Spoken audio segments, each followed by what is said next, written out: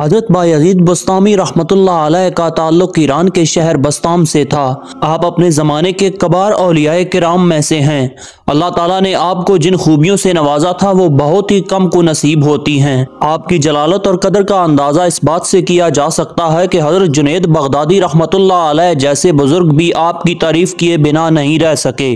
چنانچہ حضرت جنید بغدادی رحمۃ اللہ علیہ فرماتے ہیں، حضرت بایزید بسطامی رحمۃ اللہ علیہ کا مقام ہم اولیاء کرام کے اندر ایسا ہے جیسا حضرت جبرائیل علیہ السلام کا مقام فرشتوں کے اندر ہے۔ اور آپ نے یہ بھی فرمایا کہ تمام اولیاء کرام کی توحید کی جو انتہا ہے وہاں سے حضرت بایزید بسطامی رحمۃ اللہ علیہ کی ابتدا شروع ہوتی ہے۔ اسی طرح حضرت داتا گنج بخش علی حجویری رحمۃ اللہ علیہ کو جب کسی پریشانی کا سامنا ہوتا تو آپ حضرت بایزید بسطامی رحمۃ اللہ علیہ کے مزار پر آ جاتے۔ حضرت بایزید بسطامی رحمۃ اللہ علیہ اپنی زندگی میں خالق حقیقی اللہ تعالیٰ کو راضی کرنا چاہتے تھے۔ چنانچہ آپ نے ایک دن اپنی والدہ سے اجازت لی اور جنگل میں اللہ تعالیٰ کی عبادت کرنے نکل گئے۔ آپ نے کئی سال جنگل میں اللہ تعالیٰ کی عبادت و ریاضت کے اندر گزارے۔ حضرت بایزید بسطامی رحمۃ اللہ علیہ کو جب بھوک لگتی تو آپ درختوں کے پتے کھا لیتے اور دوبارہ عبادت میں مشغول ہو جاتے۔ کئی سال گزرنے کے بعد آپ کو خیال آیا کہ اپنی والدہ کا حال معلوم کرنے گھر چلوں۔ چنانچہ آدھی رات کا وقت تھا اور آپ گھر کی طرف چل پڑے۔ جب گھر کے دروازے پر پہنچے تو دیکھا کہ گھر کا دروازہ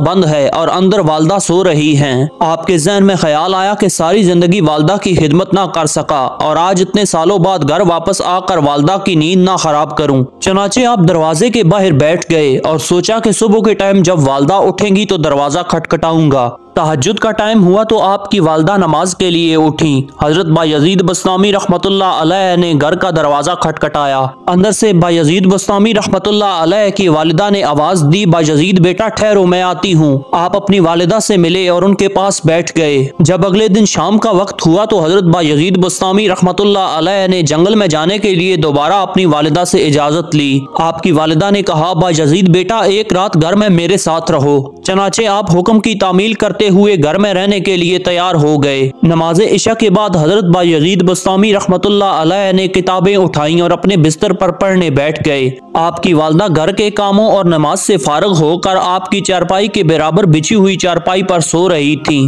کتابیں پڑھتے پڑھتے آپ رحمۃ اللہ علیہ کو نیند آ گئی۔ سوتے ہوئے آپ کو ایسے معلوم ہوا جیسے کوئی آپ کو پکار رہا ہے۔ آپ اپنی آنکھیں ملتے ہوئے اٹھ کر بیٹھ گئے۔ بایزید بیٹا، یہ آپ کی والدہ کی آواز تھی۔ جی امی جان، وہ سعادت مندی سے بولے، بیٹا مجھے پانی پلا دو۔ ماں نے نیند میں ڈوبی ہوئی آواز میں کہا۔ وہ بستر سے اٹھ کر باورچی خانے میں گئے اور سراہی سے پیالے میں پانی انڈیلنا چاہا لیکن سراہی خالی تھی۔ آپ رحمت اللہ علیہ نے جلدی جلدی گھر میں پانی کے دوسرے برتن دیکھ ڈالے لیکن ان میں بھی پانی موجود نہ تھا۔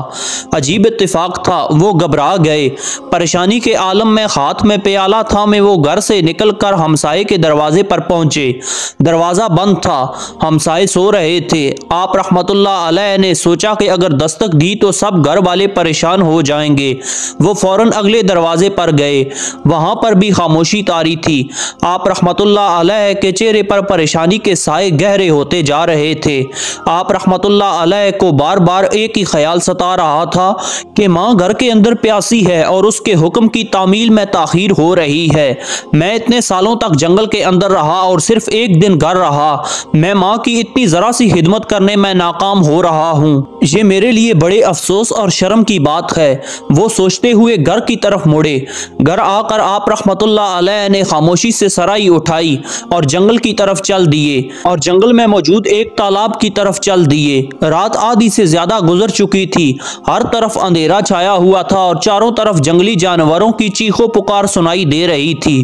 جنگل بیابان ہو کا عالم کم سن بچہ سوچتے ہوئے دل دہلتا ہے، لیکن ماں کے ادب اور پیار نے آپ کے دل سے ہر قسم کے خوف کو دور کر دیا تھا۔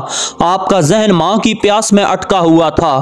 آپ کی کوشش تھی کہ جتنی جلدی ممکن ہو سکے پانی لے کر ماں کو پلاؤں۔ آپ نے دوڑنا شروع کر دیا۔ اچانک دوڑتے دوڑتے آپ کا پاؤں کسی چیز سے ٹکرایا اور اگلے ہی لمحے آپ منہ کے بل زمین پر جا گرے۔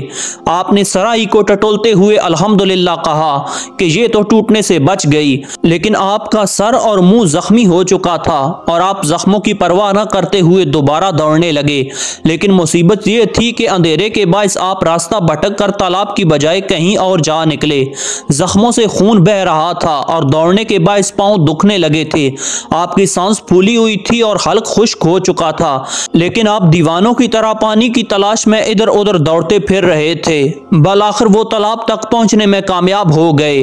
ماں کی خدمت کا جذبہ جیت چکا تھا۔ آپ کا دل پانی پینے کو چاہ رہا تھا، لیکن ماں کی پیاس کا خیال آتے ہی آپ نے جلدی سے صراحی پانی سے بھری اور واپس گھر کی طرف چل دیے۔ اب کی بار آپ محتاط انداز میں آگے بڑھ رہے تھے، یہی وجہ تھی کہ آپ جلدی گھر پہنچ گئے۔ اندر جا کر دیکھا تو ماں سو رہی تھی۔ آپ نے سوچا اگر ماں کو جگاؤں گا تو انہیں تکلیف ہوگی، اسی لیے پیالے میں پانی بھرا اور ماں کے سرانے جا کر کھڑے ہو گئے اور سوچا جب ماں جاگے گی تو پانی پیش کروں گا، لیکن ماں نہ جاگی اور انتظار کرتے کرتے صبح ہو گئی۔ جب ماں کی آنکھ کھلی تو دیکھا بیٹا ہاتھ میں پانی سے بھرا پیالہ تھا، میں خاموشی سے ان کے سرانے کھڑا ان کی طرف محبت بھری نظروں سے دیکھ رہا تھا۔